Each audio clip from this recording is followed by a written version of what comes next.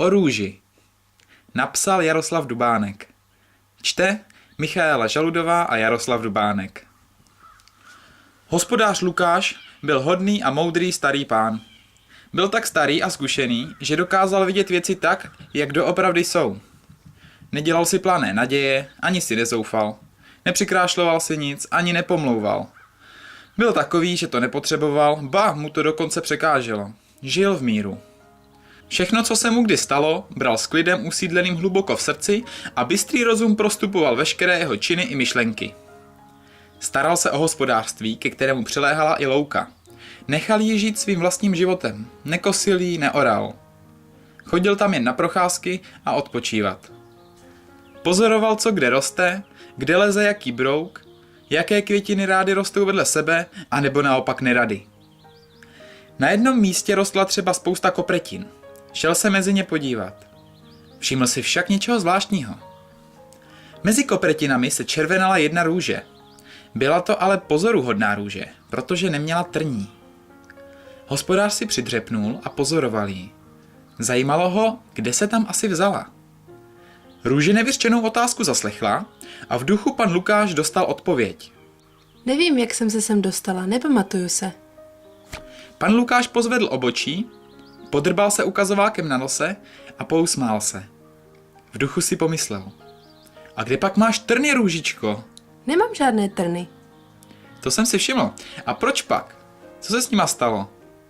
Ptám se, protože vidím, že si růže bez trnů. To je docela neobvyklé. Nechci se o tom bavit.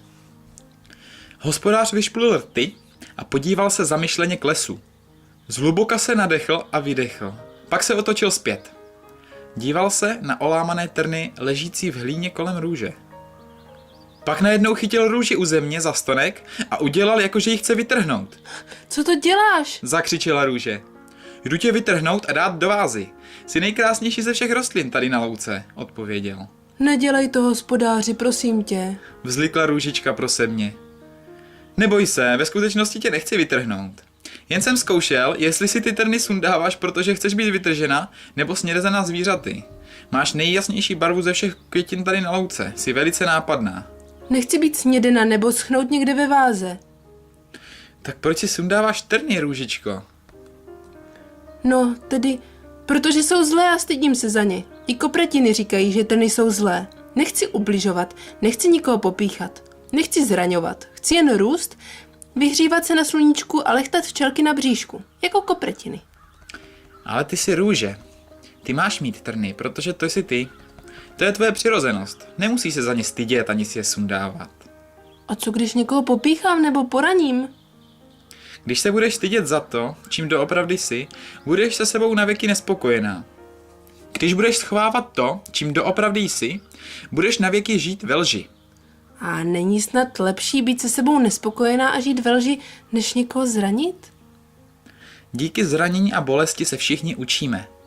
Když někoho popícháš, tak on už příště bude vědět, že si na růže má dát pozor. Je přirozené, že růže mají trny. Bude chytřejší. Když se nepopíchá, nenaučí se to. Naučí se to však někdy později. Odmlčel se na chvilku, pak pokračoval. Pokud to jde, tak je vždycky lepší se něco naučit dřív nežli později. Protože pak se může stát, že se ti takhle odloží spousta učení a trápení na později. Může se stát, že se na tebe sesype nahromaděné a odložené učení, které se máš naučit a zakusíš spoustu bolesti a trápení najednou. Růže neodpovídala, byla zadumaná. Představovala si, jaké by to bylo trny si nesundávat a nechávat si je. Připadalo jí to správné, přirozené.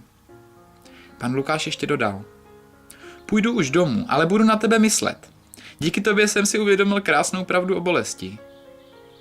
Máš pravdu, hospodáři, Řekla najednou růže. Chci být taková, jaká opravdu jsem. A pokud někoho popíchám, je to můj úděl. Doteď jsem svůj úděl neměla ráda, ale už mi nevadí. Nelíbí se mi sice, když někdo zakusí bolest, to ne. Ale když se to stane, mělo se to stát.